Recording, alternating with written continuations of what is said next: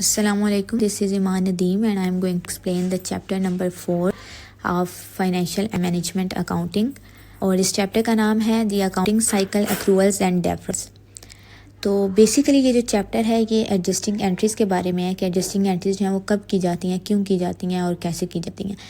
और वो जो मेन एडजस्टिंग एंट्रीज़ हैं उन्हीं को एक्रूवल्स और डेफरल्स की एंट्रीज़ जो हैं वो कहा जाता है। तो सबसे पहले मैं बताती हूँ कि एडजस्टिंग एंट्रीज़ जो हैं वो क्यों की जाती हैं।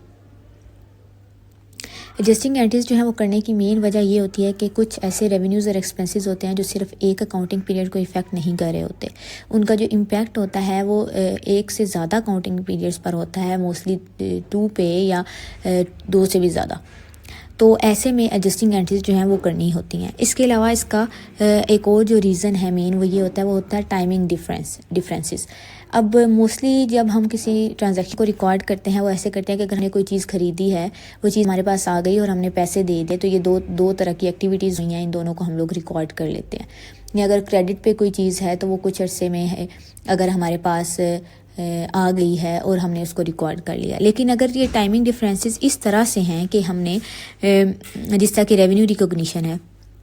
कि हमने कैश रिसीव कर लिया लेकिन रेवेन्यू जो है वो अभी तक अर्न नहीं हुआ या वो नेक्स्ट अकाउंटिंग पीरियड में अर्न होगा, तो ये ऐसा टाइमिंग डिफरेंस है जो एक अकाउंटिंग पीरियड को भी इफेक्ट कर रहा है और दूसरे अकाउंटिंग पीरियड को भी इफेक्ट कर रहा है। Same is the case with expense recognition. Expense recognition भी इसी तरह से होती है कि हमने कैश पे कर दिया और एक्सपेंस अभी तक इनकर्ड हुआ ही नहीं।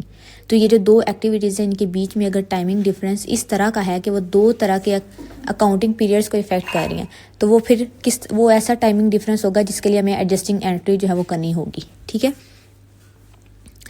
तो अब इन एक्रूअल्स और डेफरल्स को अगर देखा जाए कि ये किस तरह के होते हैं, तो इसमें देखें रेवेन्यू अर्नड और expense incurred but not yet recorded. यानी कि रेवेन्यू ऐसा जो अर्न हो गया है लेकिन और एक्सपेंस ऐसा जो इनकर्ड हो गया लेकिन अभी इनको रिकॉर्ड नहीं किया हुआ क्योंकि शायद पेमेंट नहीं हुई अभी तक। और डेफरल्स वो कि कैश और रिसीव हो चुका है और पे भी हो चुका है, यानी कि पेमेंट पहले ही हो चुका है लेकिन काम अभी तक नहीं हुआ है, रेवेन्यू अभी अर्न नहीं हुआ है और एक्सपेंस अभी इनकर्ड नहीं हुआ है। यानी कि एक्रूवल्स वो होते हैं जिसमें पेमेंट नहीं हुई और काम हो गया पहले ही, और डेफरल्स वो जिसमें पेमेंट पहले हो गई लेकिन काम अभी तक नहीं हुआ, चाहे वो एक्सपेंस हो या रेवेन्यू हो। तो अब इन एक्रूवल्स और डेफरल्स के लिए जो एडजस्टिंग एंट्रीज़ की जाती हैं वो 4 तरह की होती हैं। इसमें पहली है कन्वर्टिंग एसेट्स टू एक्सपेंसेस, दूसरी है कन्वर्टिंग लाइबिलिटीज़ टू रेवेन्यू, तीसरी है एक्रूइंग अनपेड एक्सपेंसेस और चौथी है एक्रूइंग अनकलेक्टेड रेवेन्यू। तो अब एसेट्स जो हैं उनको एक्सपेंस में किस तरह कन्वर्ट किया जाता है। ये इस तरह होता है कि हमारे पास फ़र्ज़ करें कि हमने कोई चीज़ ख़रीदी है और हम उसके लिए पैसे दिए हैं। ठीक है, चीज़ हमारे पास आई और पैसे हमने दे दिए, लेकिन अगर ऐसा हुआ है कि पैसे जो हैं वो नहीं आए, ठीक है, और चीज़ आ गई या पैसे नहीं आए, और तो हमारा जो एसेट था वो एक्सपेंस में कन्वर्ट हो जाएगा। ठीक है, जो एक चीज़ जो हमारे पास एसेट की फॉर्म में आनी थी वो बाद में हमें उसे एक्सपेंस में कन्वर्ट करना पड़ेगा। किस वजह से? सिर्फ टाइमिंग डिफरेंस की वजह से। तो इसको अगर देखें, बल्कि इसको आगे एग्जांपल के साथ मैं फर्दर एक्सप्लेन करती हूँ। फ़िलहाल मैं इन चारों को पहले डिफ़ाइन करती हूँ।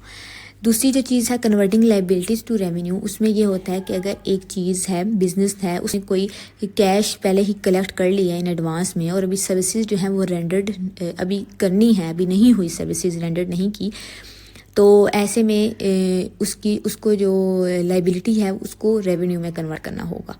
ठीक है, क्योंकि उसने पैसे ले लिए हैं और सर्विसेज जो है वो रेंडर नहीं की, वो जो सर्विसेज उसने देनी है वही उसकी लाइबिलिटीज़ बन जाएंगी, क्योंकि लाइबिलिटीज़ है वो कैश की फॉर्म में इधर नहीं है लेकिन वो एक लाइबिलिटी तो है, क्योंकि उन्होंने कैश ले लिया और सर्विसेज अभी तक नहीं दी, तो वो सर्विसेज उनकी क्या है, लाइबिलिटी हैं। तो वो लाइबिलिटी ही जब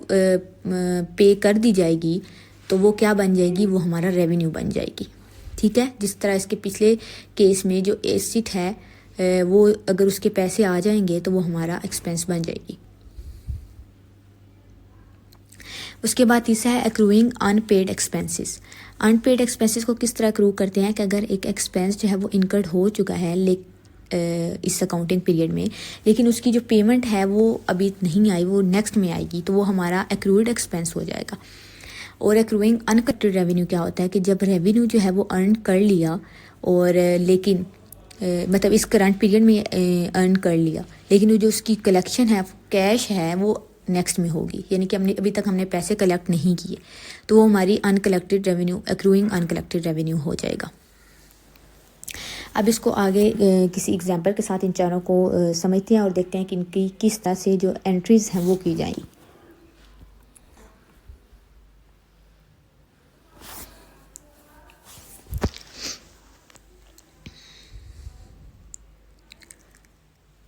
कन्वर्टिंग एसेट्स टू एक्सपेंसेस। अब कन्वर्टिंग एसेट्स टू एक्सपेंसेस, इसमें क्या है,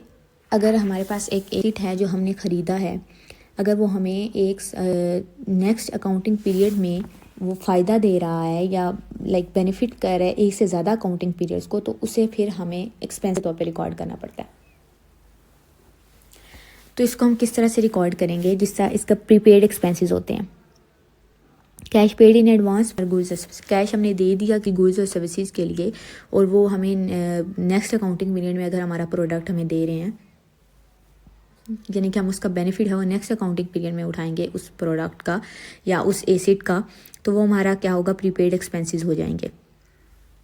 तो इसकी जब हम एडजस्टिंग एंट्री करेंगे तो वो किस तरह से करेंगे कि सिंपल अगर हम एंट्री करते हैं इस तरह के किसी अकाउंट की, तो हम क्या करते हैं, फ़र्ज़ करें अगर हमने कोई प्रीपेड सप्लाईज़ ख़रीदी हैं, सप्लाईज़ की एग्जांपल लेते हैं, सप्लाईज़ ख़रीदी हैं और उसके बदले में हमने कैश दिया है, कैश हमारा डिक्रीज़ होकर क्रेडिट हो जाएगा, सप्लाईज़ हमारे पास आई हैं, हमारे एसेट्स इंक्रीज़ हुए हैं, तो वो हमारी डेबिट हो जाएंगे। लेकिन जब हम इसकी एडजस्टिंग एंट्री करते हैं तो हमें वो किस तरह करनी पड़ेगी कि हमें जो सप्लाईज़ का एक्सपेंस है, क्योंकि वो अगले साल में हमें रिसीव होंगी, तो सप्लाईज़ का जो एक्सपेंस है वो हमारा इंक्रीज़ हो रहा है तो वो डेबिट होगा, और जो सप्लाईज़ हैं वो क्रेडिट हो जाएंगी। उसके बाद लायबिलिटीज़ टू रेवेन्यू, इसमें अगर एग्जांपल लें अनअर्नड रेवेन्यू की, तो हमारा जो अनअर्नड रेवेन्यू है वो रेंट रेवेन्यू, अगर उसकी एग्जांपल लें अनअर्नड जो रेंट रेवेन्यू, एक जगह रह लिया लेकिन उसकी पेमेंट होगी लेकिन अभी उसको अर्न नहीं किया हमने उस रेवेन्यू को, ठीक है, तो अनअर्नड रेवेन्यू जो है वो हमारा डेबिट हो जाएगा और जो रेंट रेवेन्यू अर्नड है वो हमारा क्रेडिट हो जाएगा। इस तरह से इसकी हम जो एडजस्टिंग एंट्री है वो करेंगे। जो अनअर्नड रेवेन्यू है लायबिलिटी, उसको हमने इसलिए डेबिट किया क्योंकि वो हमारी अब डिक्रीज़ हो जाएगी जब हम उसको अर्न कर लेंगे, और जो अर्न करेंगे रेवेन्यू वो इंक्रीज़ हो जाएगा तो वो हमारा क्रेडिट होगा। उसके बाद है accruing unpaid expenses. Unpaid expenses को किस तरह से करते हैं, इसमें अगर हमारा रेंट एक्सपेंस की ही अगर एग्जांपल लें तो उसमें एक हमारा रेंट एक्सपेंस है वो हमारा डेबिट हो जाएगा, क्योंकि हमारा रेंट एक्सपेंस जो है वो इंक्रीज़ हो रहा है। क्योंकि इसकी मैंने डेफिनेशन में बताया था कि पेमेंट अभी नहीं हुई, काम हो चुका है, पेमेंट नहीं हुई, तो जो पेमेंट अभी होनी है वो अभी तक हुई नहीं है, यानी कि वो अभी पेएबल है, ठीक है, तो वो जो रेंट पेएबल है वो हमारा क्रेडिट होगा और जो रेंट एक्सपेंस होगा वो हमारा डेबिट हो जाएगा। उसके बाद है अनकलेक्टेड रेवेन्यू। अनकलेक्टेड रेवेन्यू जो है वो किस तरह से होगा, इसमें हमारे जो इंटरेस्ट रिसीवेबल आ जाएंगे, क्योंकि अभी हमने कलेक्शन नहीं की कैश की, तो हमारे इंक्रीज़ हो जाएंगे, क्योंकि रिसीवेबल्स इंक्रीज़ होंगे, क्योंकि अभी तक हमने पेमेंट ली नहीं है, अभी हम लेंगे फ्यूचर में, तो इस वजह से हमारे रिसीवेबल्स इंक्रीज़ होंगे। और इंटरेस्ट रिसीवेबल्स अगर हैं तो इंटरेस्ट रिसीवेबल्स जो है वो डेबिट हो जाएगा, और डेबिट होने की वजह से रेवेन्यू अर्न होगा, तो इंटरेस्ट रेवेन्यू जो है या इंटरेस्ट अर्न जो है वो इंक्रीज़ हो जाएगा, तो इस वजह से वो क्रेडिट होगा, इंटरेस्ट अर्न क्रेडिट में चला जाएगा और इंटरेस्ट रिसीवेबल जो है वो डेबिट में आ जाएगा।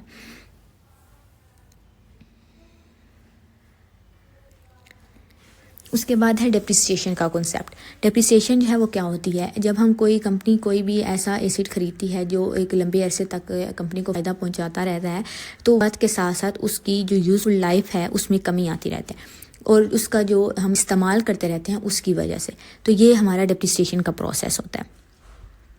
इसको भी हमने रिकॉर्ड करना होता है, जैसा कि बिल्डिंग्स या लैंड वगैरह अगर कोई कंपनी खरीदती है तो वो उनकी लैंड की तो डेप्रिसिएशन नहीं होती, लेकिन बिल्डिंग और कुछ और जो चीज़ें होती हैं जैसा कि फर्नीचर वगैरह या मशीन्स, उनकी डेप्रिसिएशन होती है, क्योंकि वो वक्त के साथ साथ उनकी यूज़फुल लाइफ जो है वो उस को कंसिडर करते हुए वो इस्तेमाल होती रहती हैं, तो उसको हम लोग जो हम इस्तेमाल उसका करते रहते हैं उस चीज़ को हम डेप्रिसिएशन कहते हैं। तो इसमें हम लोग जब इसको रिकॉर्ड करते हैं तो जो डेप्रिसिएशन का एक्सपेंस होता है किसी इक्विपमेंट का या किसी भी चीज़ का, उसको हम लोग डेबिट करते हैं, और जो उसकी पिछली साल या अकोमुलेटेड डेप्रिसिएशन होती है पिछले सालों की, उसको हम लोग क्रेडिट करते हैं। उसके बाद है एडजस्टिंग एंट्रीज के की पॉइंट्स। इसके की पॉइंट्स ये हैं कि एक तो ये कुछ लोग कंपनीज जो होती हैं वो होती हैं जो हर मंथ एडजस्टिंग एंट्रीज कर लेते हैं, लेकिन मोस्टली ये एट द एंड ऑफ जो भी ये अकाउंटिंग पीरियड होता है उसके आखिर पे की जाती हैं। और इसके अलावा ये बैलेंस शीट के भी अकाउंट्स को इफेक्ट करती हैं, एसेट को और लाइबिलिटी के अकाउंट को, और इनकम स्टेटमेंट के भी ये दो अकाउंट को इफेक्ट करती है, रेवेन्यूज़ को और एक्सपेंस के अकाउंट्स को। उसके बाद अगर इसका फाइनेंशियल स्टेटमेंट्स के ऊपर इम्पैक्ट देखा जाए तो ये एक तो अक्यूरेट रिपोर्टिंग होती है, क्योंकि जब हम लोग अपनी एडजस्टिंग एंट्रीज कर लेते हैं तो हमारी रिपोर्टिंग जो वो ज़्यादा अक्यूरेट हो जाती है और क्लियर हो जाती है। इनकम स्टेटमेंट की में जो रेवेन्यूज़ और एक्सपेंस है उनकी भी ये ट्रू रिपोर्टिंग करती है, उनकी जो ट्रू अमाउंट्स होती है उनको शो करवाती है, और बैलेंस शीट में जो एसेट्स और लायबिलिटी के बैलेंसेस होते हैं वो भी अक्यूरेट करके दिखाती है।